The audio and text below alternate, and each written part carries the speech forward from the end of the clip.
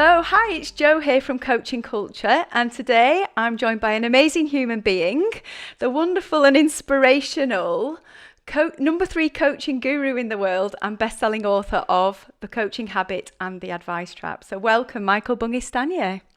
So it's really nice to be here. Nice job pronouncing my name. Not everybody gets that right, but you totally nailed it. So we're off to a perfect start. Oh, wonderful. Well, I must admit, it does make it sound quite glamorous, the Stanier bit at the end. I do like that. Well, it's in Canada, where I now live, people Frenchify it. So they make it sound like I'm European and kind of more sophisticated than I really am. But it actually comes from Scotland. It's Celtic. So it's the origin for Stanier is stone hewer. And then when I got married, I took my wife's name, Bungay. So we combined our names together. And her Bungay is from Norfolk. So we've got a kind of northern UK thing vibe going on in my surname. And I've Frenchified it, really, haven't I? I've made it way more. I'm just not that glamorous or sophisticated or cultured. Oh, well, before we dive in to talk more about the books, which your books are phenomenal and our coaching culture community absolutely love them and we shout about them as often as we can. But before we dive into them, we're in the middle of a global pandemic, so it'd be certainly rude not to ask you, how are you and how's the last year been for you? You've already talked to me a little bit about the COVID hair, so... It's so Toronto, where I live, is going through the second wave and we're just starting to talk about the third wave, so... Yeah. Like lots of you in the UK, we're kind of been locked down and kind of gnashing our teeth a little bit about that. For the most part, my life is not too badly affected by all of this. I don't have children. My wife and I like hanging out with each other, and that has continued to be the case. I got to go back to Australia in the middle of 2020 to see my parents, and I spent 3 months living in Australia with them. So I also have a job that allows me to be flexible like that and travel. Yeah. And that involved, I did 2 weeks self-isolation 3 times last year for various travel hiccups. Yeah. And then, in terms of my working life, so often I spend it in this little room here, writing books or doing podcasts or thinking about stuff. Yeah.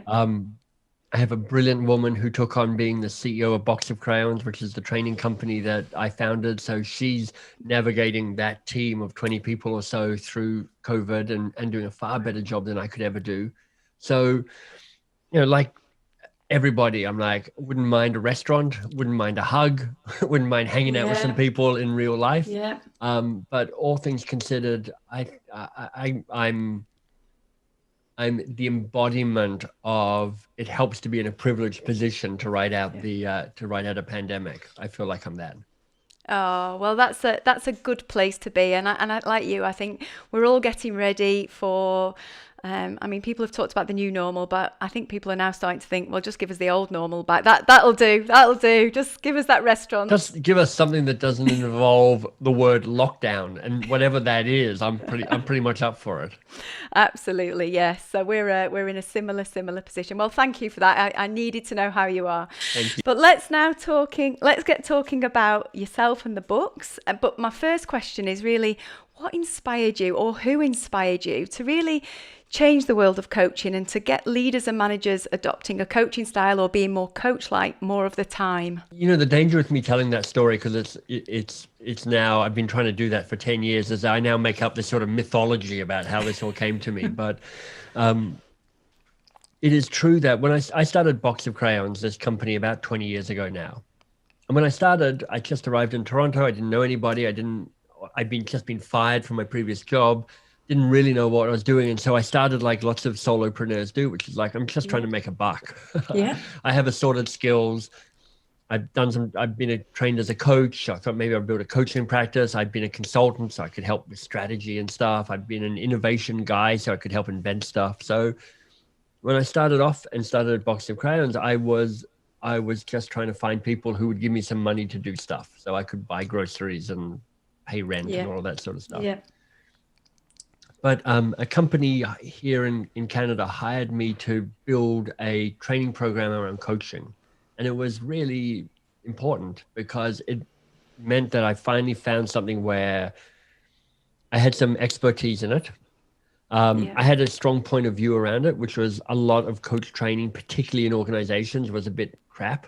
So I was like, I don't think they do a very good job, and I've got a point of view around how they could do a better job. Yeah. And then the third element, which is like, I think there's a market for this. I think I could find a way to sell it and build a living and maybe build a company based on it. Yeah. So that started about 15 years ago. Yeah, about that. And I and for a long time I did that, but a bunch of other things. You know, I had a mailing list, so I wrote newsletters and I did stuff for individuals and I did stuff for companies. But 10 years ago, we kind of doubled down on this idea of we're going to specialize in coaching. And at Box of Crayons, we started talking about ourselves. We teach 10-minute coaching to busy managers and leaders. I'm like, great. And by then I trained hundreds of thousands of people in these tools. So I'd been practicing kind of ways of teaching coaching to make it feel unweird and powerful and pragmatic, and not like some weird HR initiative, but actually like a leadership tool that regular people could use on a day-to-day basis. Definitely. So when it came to write the book, The Coaching Habit, I just knew what worked, or at least I thought I had an idea about what worked. But then I actually spent 3 years trying to convince a publisher who'd published a previous book of mine, Do More Great Work, and they're a fancy New York publisher. I was trying to convince them to publish this book, and they just didn't like it. What? And it meant that I wrote 3 or 4 full versions of this book. I kept getting rejected by them. And at a certain point, I finally went, okay, look, I am sure this is going to be a good book. Yes. So either you say yes to it or no to it, but stop with the maybe if you just tweak this. And they went, no. And honestly, I was stunned because I was so sure they were going to say yes, because my previous book had sold maybe 100,000 copies with them, which is pretty solid. And I was like, I've got a company, I can sell the books to people. And I said no. So I spent a few days or maybe weeks kind of gnashing my teeth and railing against the universe and going, this is an outrage. Licking the wounds a bit. And then I went, you know what? I'm going to self-publish it, but I'm committed to self-publishing it in a way that makes it feel like a professional book. So not an amateur job. I'm going to invest time and money, build a team, find a great editor and a designer and a way of publishing it. And then that became The Coaching Habit. And that has just had amazing success. You know, it's closing in on 1 million copies sold, and it has done all I could have ever hoped of, and a ton more in terms of making coaching feel like it's a viable, everyday, practical way of showing up and being in relationship with other people. Oh, I'm just sat here thinking, wonder what you'd love to say to those publishers right now.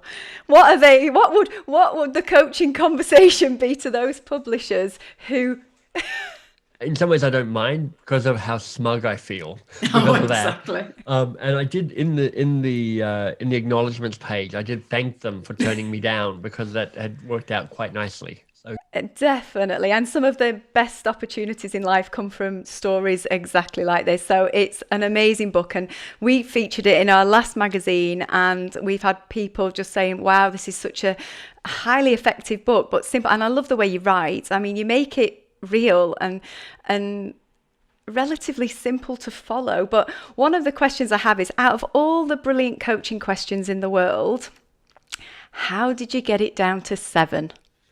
You know, I experimented. Right. One of the first versions of that book was, here are my favorite 165 questions.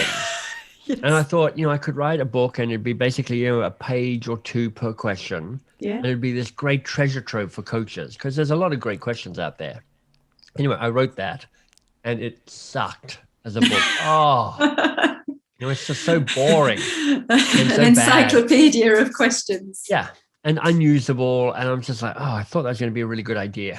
So I then spent months writing out questions and rearranging them and trying to put them in an order. And I experimented with 21 and I experimented with 9 and I experimented with 5 and I experimented back with another different 9.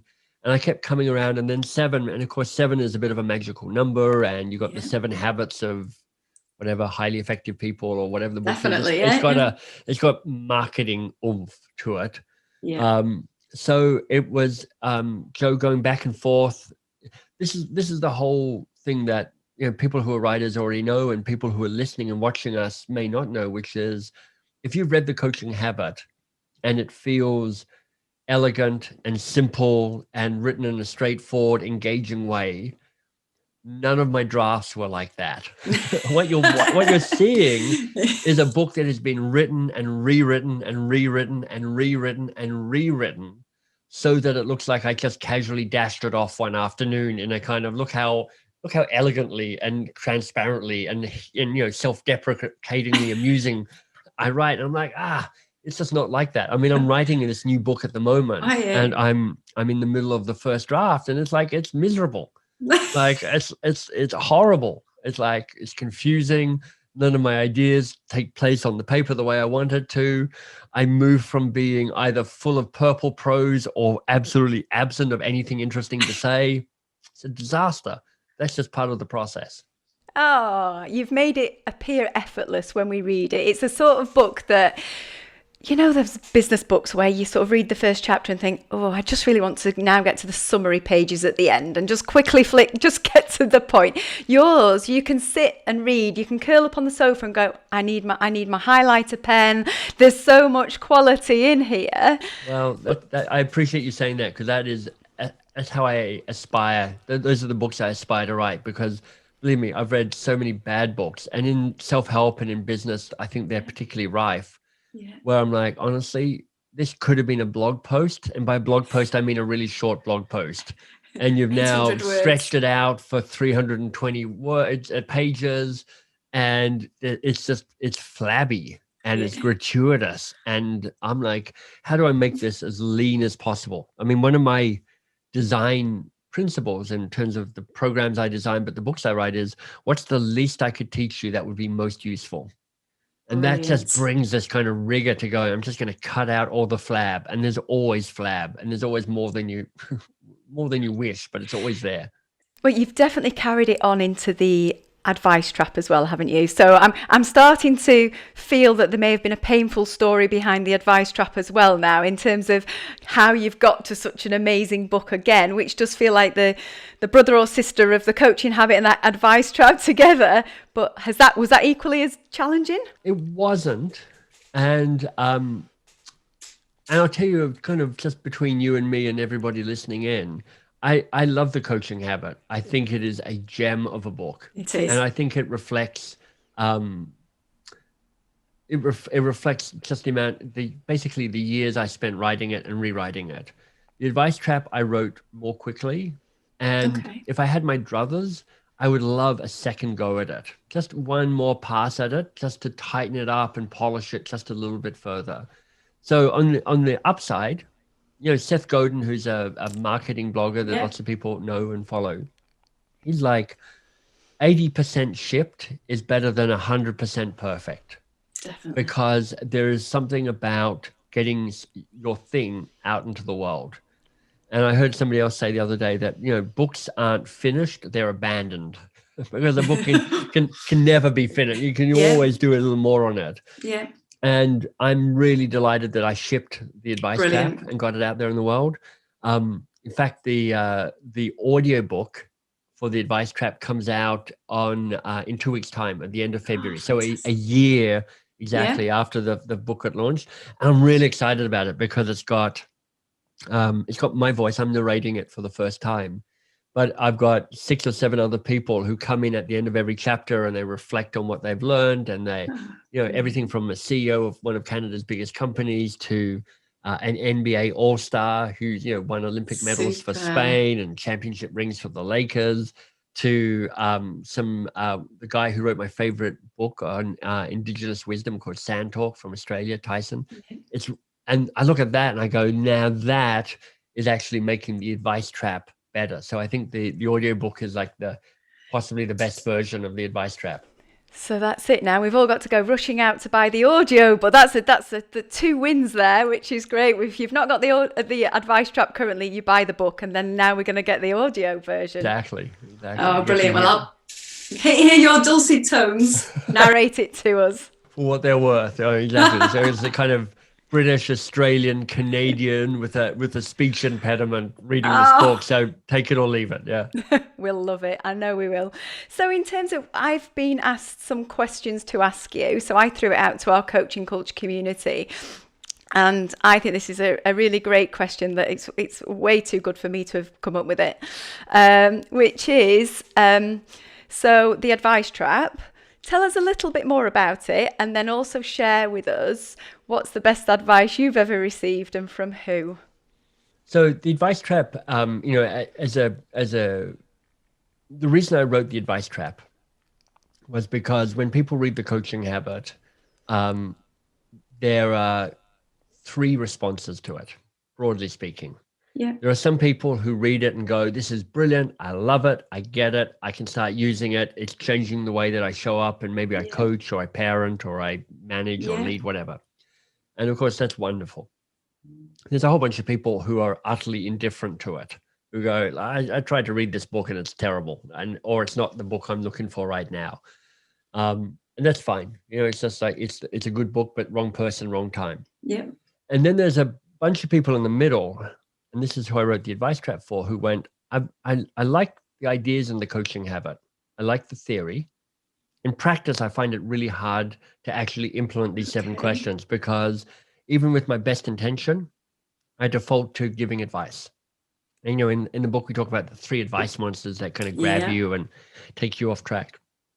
And the advice monsters are in some ways pointing to a deeper commitment that keeps you defaulting back to advice, solutions, opinions, ideas, and all of that. Yeah. So it's really a deeper dive into behavior change and confronting your investment in keeping things the way they are, rather than shifting to this new way of behaving, which is being more curious for a little bit longer. Yeah. Now, in terms of the best advice I've been given, here's what comes to mind, Jo. And it's actually not even advice.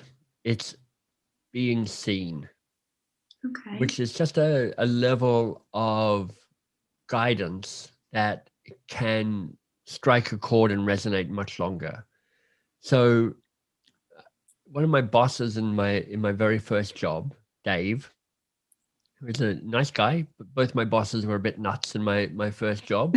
but Dave had his moments. And one of his moments was looking at me, and I can't remember why he said this or the context or even where we were. All I remember is what he said to me. He said, Michael, I really see you as a force for good in this world.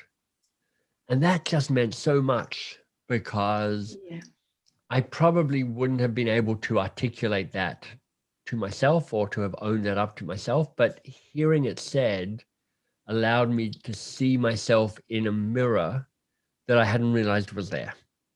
And there's no advice there. There's no, you should do this. It was more, you are this. I love who that. You are. It's like, it's speaking to me at the level of being rather than the level of doing. I love that. Yeah. And Dave, what a great guy to say that, because he's so true. Because he said some other things that were terrible and very kind of like demotivating. But on that day, he just nailed it. And if you're, it doesn't matter whether you're a coach but if you're in a relationship with somebody and you can say, look, let me tell you who I see you to be. I think you are. And then whatever comes from that, it's like some form of quality. You are courageous, you are generous, you are a force for good, you are a troublemaker in all the right ways, you are a rebel, you take a stand for what really matters. There's a way of being seen that can be very resonant and powerful for people. Wow, thank goodness you listened to Dave, because you've gone on and you've become what he's definitely told you, which is wonderful. And I don't know about you, but I find that when people receive feedback like that, which is phenomenal feedback, when people receive that sort of positivity, that extra self-belief oomph, they go and live it. They become it, because somebody is sort of given that. I find people so much perform better when they've got those positive affirmations from their boss, from other people. And that's exactly, I suppose, how long ago was that with Dave? That would have been 25, somewhere between 25 and 30 years ago. So you can see how long that's last. I will build on what you're saying there, Jo, which is like, I think that can be true. Like that was true for me with Dave, which is like that. You can see that bell was struck and it's still ringing 30 years later. I also notice that there are sometimes when you say that and people deflect or they slide away from it or they self-deprecate or they kind of go, no, that's that. Yeah. And I'm like, here's my goal when I do that. And I'll put it bluntly rather than that. I try and grab them by the collars and I dunk their head back in the bucket. I'm like, no, I need you to hear this. Yeah. And it can feel a bit kind of, Californian woo-woo touchiness. And I'm like, I'm not much into the kind of California woo-woo-ness of coaching. This is in part what inspired me to start Box of Crowns, which is like, we've got to strip the woo-woo away and make it feel practical for people. But I just do think that ability to, it comes back to a guy I mention a lot, a philosopher called Martin Buber, B-U-R, who's like two types of relationships. I-it relationships, where the other person is a bit more objectified and a bit more a cog in the machine. And I-thou relationships, which is when you are at your fully human and you connect to them at a fully human level. And I think those moments of like, Michael, you're a force for good is a moment of an I-thou relationship. Definitely. And if you can bring more of that into the world, then you're a good person. Well, talking of being human, I mean, last year I had the privilege of interviewing so many people for our magazine, and it was done while they were the senior leaders navigating through the global pandemic, and obviously we're still looking for that rule book. And some of the conversations I had were phenomenal. I was party to, and I have something called a goosebumpometer. And my goosebumpometer got kind of triggered on so many conversations, and they were all linked to the human element, the human side that this global pandemic has brought out to the fore, bringing the human back into human resources. And just my goosebumpometer went ping, ping, ping, non-stop, because of that human, the authenticity and the I-thou, that's come across a lot more this year. And I think those leaders who haven't quite grasped that this year need to be doing so very quick. Yeah, step up. For everybody's sake, for your sake, for their sake, for everybody's sake. Definitely. Now, so you talked before about, fundamentally this is about changing behaviours, and the coaching habit and the advice trap, and I can see them totally working together. What do you think are the fundamental barriers to leaders and managers adopting that coaching style, building a coaching habit more of the time? Here I am asking you loads of popcorn questions. Pick one. But yeah, so, what's getting in the way of them adopting? Because for me, coaching conversations now are habitual to the point that they can get in the way at home. Stop coaching me, Jo, stop coaching me. But how do we get more people doing that? Well, there's not a generic answer. So it kind of depends a little bit, but I've got some options that people might think about or choose from.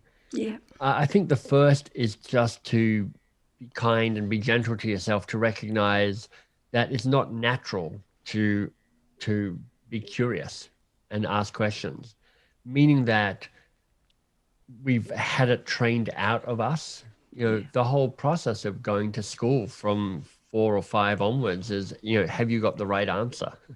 Yeah. And look at you getting the gold star for being the person with the answer. Yeah. And, and then, in the US, it's like, what's your GPA? And it's like in England, it's like, have you got a first class degree or a second class degree and all that sort of stuff. And we start our careers and it's like, well, you better learn your stuff because you're here to do stuff. So accumulate knowledge. And so we're trying to undo a lot of deep training that says the way you add value is to have the answer. So there's that. And then if that wasn't enough, there's a way that our brain is wired to say our brain on the whole likes certainty far more than uncertainty. Definitely. So, and this is just a very lizard brain, amygdala, primitive piece, which is, look, if I have certainty, I'm less likely to die. And if I have uncertainty, I'm more likely to die. And the brain's number one job is make sure the person doesn't die. So we've got this kind of neurological drive for certainty, and we've got a social conditioning towards certainty and answers. So it's like, no wonder being curious is difficult, because it's like everything's conspiring against you. You're trying to transcend society and biology by being curious. So all context to say, look, if this is hard for you, then you're not alone and you're in really good company. And then it kind of depends, I think the idea that I introduced in the coaching habit book, which is like, building a habit is a really good idea. Yes. It's one of the key tools of behavior change. It's the way you move from consciously competent to unconsciously competent. Definitely. And you just make it a instinctive response through training to stimulus that you're given. So, Joe, you mentioned, you're like a little too coachy at home. And like, I'm the same. My wife is like, if I catch you coaching me, you're dead. I will kill you. Exactly. There is no other way. Yes, yeah, exactly. And I'm like, fair enough. So yeah, part of the reason, if I'm a good coach, in part it's because I have to be a sneaky coach at home. So I'm getting kind of like black belt ninja coach training by coaching by stealth. Exactly. And the secret with building a habit comes down to being really specific about what you're trying to do, because it doesn't work to try and build a habit where you're like, I just want to ask more questions. You're like, no, here's the habit I'm trying to build. When I have a meeting with Jo, on our weekly meeting with Jo, and she starts complaining about how bad her team is at the moment, rather than leaping in with solutions like I normally do, I'm going to ask her a good question, probably one of either this question or that question. So now I've got something really, really specific that really helps with kind of going, right, here's how I build up my curiosity muscle, repetition by repetition. Definitely. And sometimes that doesn't work. Sometimes like I keep trying to do that, and for some reason it's too hard. And then I think it's a question of going, all right, let me get to grips with my advice monster. And I think here the starting point is to notice which of the three advice monsters might be strongest for you. Is it tell it? Is it save it? Is it control it? And if people are interested at theadvicetrap.com, there's actually a little questionnaire that people can answer to kind of figure out which is their advice monster. And then the most powerful thing to do here, and this is quite deep work, so I'm going to make it sound a little more casual than it is to understand what's the benefit you get from your advice monster taking control. How do you win when tell it is giving everybody answers, or save it means that you're trying to save everybody and helping make sure that nobody ever struggles or stumbles, or control it means that you're controlling everything and not letting anything inside that will disrupt it? How do you win like that? Because you do win. It's probably a short-term win. It's a bit ego-driven, but you for sure win. And then if you can see how you win, but then weigh it up against how you lose, the prizes and the punishments, then you are seeing more clearly the consequences of the choices that you're making. And I think, this is where I guess the coaching habit and adopting a coach. You talk about leaders and managers becoming more coach-like. I often use the phrase adopting a coaching style more of the time, and kind of demystify it by saying to people, look, we can all cook of a fashion, but we're not all professional chefs. So stop having to worry about being a professional coach to be able to ask some great quality coaching questions to hugely empower your team and make a huge difference to yourself and the team. And I think sometimes it's unfair to give advice all the time and come up with the solutions, because to me, I know you said it was a win. I sometimes think it's actually a bit of a lose-lose, because nobody's growing.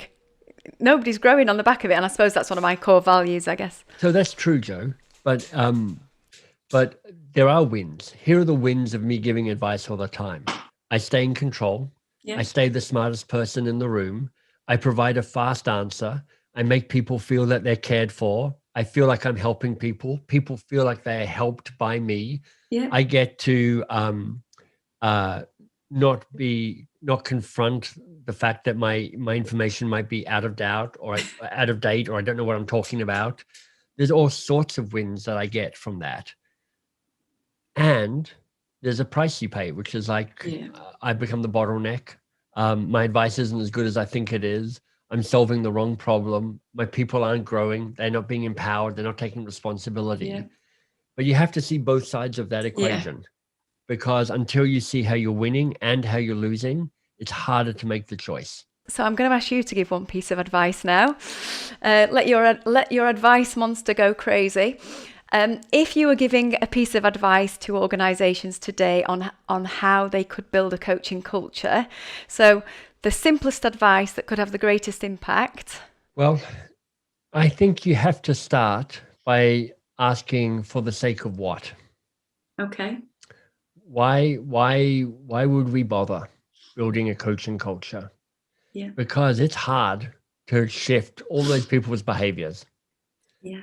And it's no point talking to somebody like Jo, because Jo's literally got a company called Coaching Culture. So she's like, I've got no neutrality on this conversation at all. I've literally got the answer built into the question. And until you wrestle with what's the problem we're trying to solve, to which the answer in part or in whole might be to make people make a coaching culture, you're never going to make a whole lot of traction, because you'll always have a few keen people who are like, I love this stuff. It's amazing. Let's just do it, because everything's going to be so much better. And you're probably going to have a few people on the other end who are like, this sounds terrible. I utterly resist this because it is anathema to everything I stand for. But actually what you're really up against is the status quo, which is everybody in the middle going, look, it might be good.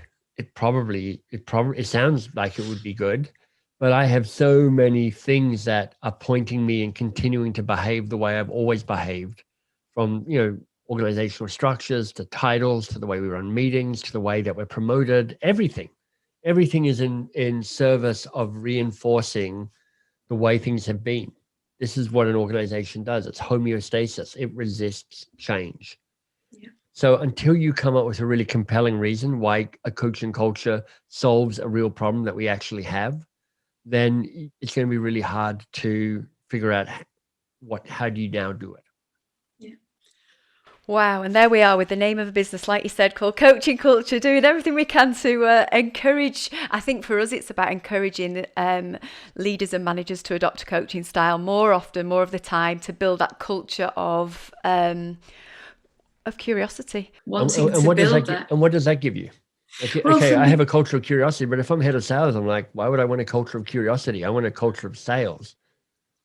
Well, for us, we talk often about building a coaching culture about, driving sales, actually growing the performance of the organization, the win-win all round. If you've actually got people who are having those quality conversations, more quality and effective conversations, I guess, more of the time, I just think it's got to be a win-win for all the departments. Well, in an organization. I agree that that's true in theory, because, I have similar conversations with people. But if people are like, but it's not broken, it's fine as it is, then they're like, in theory, it's better if we had slightly better conversations. In practice, it's the cost of trying to change all of that for slightly better conversations. Honestly, I've got better things to do. Yeah. However, if you go, how a sales rep is much better, more likely to hit their numbers on their third year in performance than they are in their first 2 years of performance. Mm-hmm. Yeah. And you know how frustrating it is that you have a turnover that means 73% of your sales reps are gone before they get to their third year. And wouldn't it be amazing if we could find a way of keeping people so that they hit their third year and they're ready to finally rock it and deliver it? Well, that's what having a coaching culture can do. It can keep your sales rep an extra year, which gets them into the sweet spot, which means that your investment in them finally pays off. Now your head of sales goes, well, how do you do that then? Because that sounds good. That sounds interesting. Because now I've solved a real problem for them.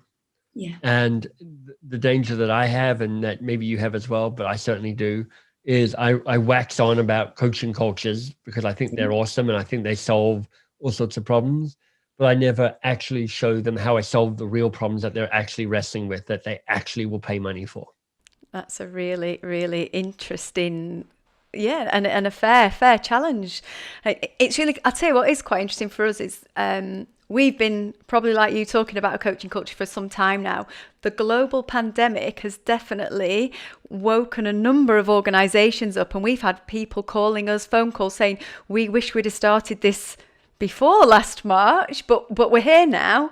So there definitely feels like there's a tidal wave of a movement now where coaches, so the things you've been talking to people about for the last 15 years and more, and what we've been talking to people about the last 4 years, it feels like people are going, actually, yeah, I'm starting to get this now.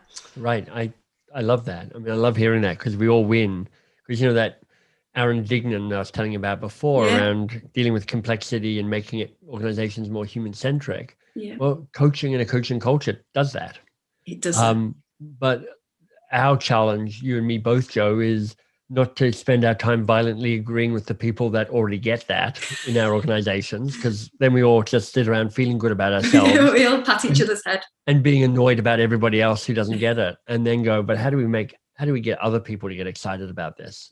Therein lies the juicy, hard, interesting challenge.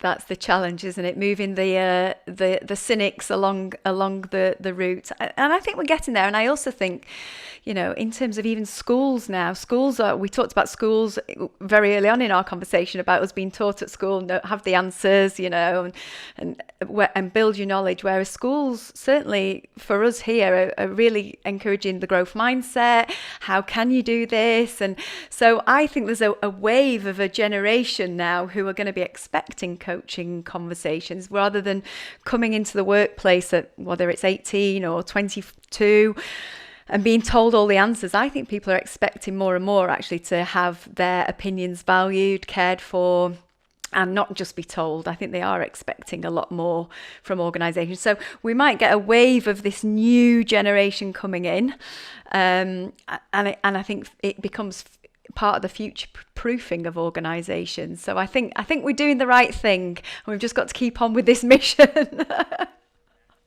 Exactly. So in terms of the future, well, we're touching on the future of coaching here already. What's your views of the future of coaching? Well, I think you have to look at the rise of AI and the rise of automation. Yeah. Because, you know, if you are blunt about it, what I teach in the Coaching Habit and the Advice Trap books are stuff that can be programmed. You know, you can go, hey, Siri, can you coach me? And Siri goes, sure. What's on your mind, Michael? And I go, well, I'm blah, blah, blah, blah, blah. And Siri goes, interesting. You know, you talked about this 3 weeks ago, but I'm curious to know now, what's the real challenge here for you? And I'll go, well, blah, blah, blah, blah, blah. And Siri goes, great. What else, Michael? Blah, blah, blah, blah, blah. Michael, this is wonderful. What else? Blah, blah, blah, blah, blah. And then Siri goes, so Michael, you talked about this 3 weeks ago. You're talking about it now. What feels like the real challenge here for you, Michael? And I'm like, oh, wow, blah, blah, blah, blah, blah. And I'm like, I'm just being coached by AI that has enough context in me and kind of can draw on previous conversations we've had and follows a decision tree in terms of which question it asks. Yeah. And honestly, I think they will do as good a job as many coaches or managers, leaders being coached like a healthy percentage of the time. So I think if you're a coach, part of what you need to be asking yourself is, where do I offer value in the coaching experience that somebody can't get from chatting to their artificial assistant? And I have no idea how that plays out.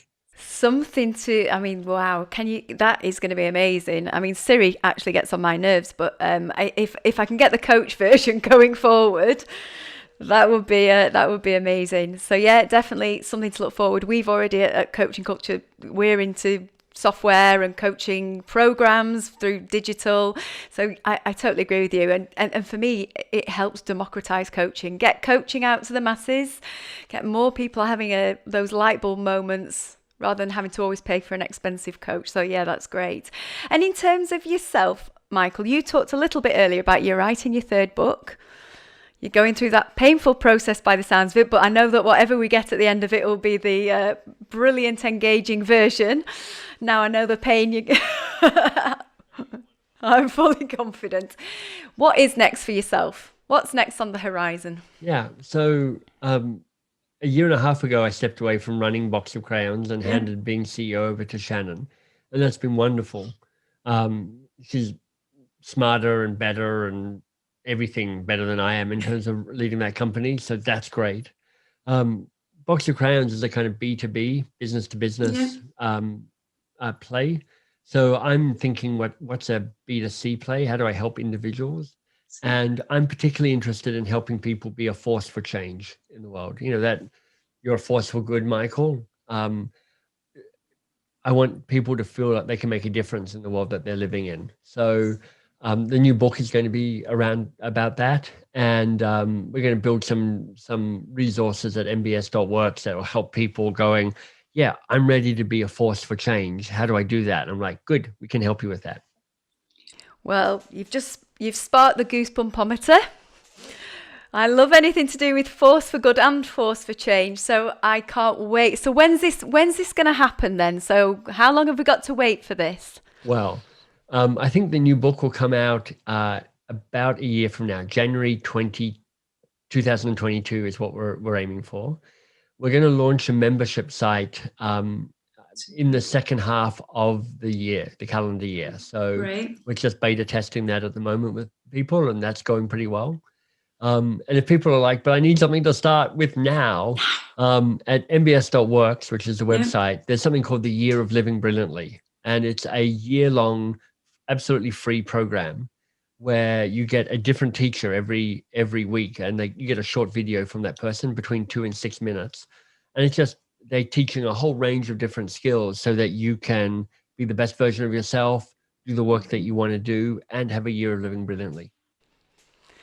Well, I'm sat here now thinking, thank goodness for Dave. Actually, Dave's definitely getting the thumbs up from me, because he's definitely influenced you, and you certainly remembered what he said. And thank you so much, Michael, for today. You've been absolutely brilliant, and you've exceeded all our expectations, as we knew you would. But in terms of, if people are listening to how are they best to contact you to learn more about you? So you've got so many brilliant resources, and you've just talked about a few of them now. How's it best for people to learn more? mbs.works is the website, and we're just going through a refresh on that. So we're going to have a brand new website in the next 3 or 4 weeks, I hope. But you can get all the resources there right now. And if you're on social media, I don't spend a whole lot of time there, but if you're keen, Twitter and Instagram, I'm at mbs_works. Yeah. And then if you want to follow me on LinkedIn, then Michael Bungay Stanier. I am the only Michael Bungay Stanier in the entire universe. Brilliant. Well, Michael, thank you again so much for your time today. It's been an absolute pleasure and a delight to have you on our Coaching Culture podcast. Jo, thank you for having me. I appreciate it. Oh, thank you. And if everybody's enjoyed today, which I'm sure you have, please do tune into more Coaching Culture podcasts to listen to our fabulous guests. So thank you.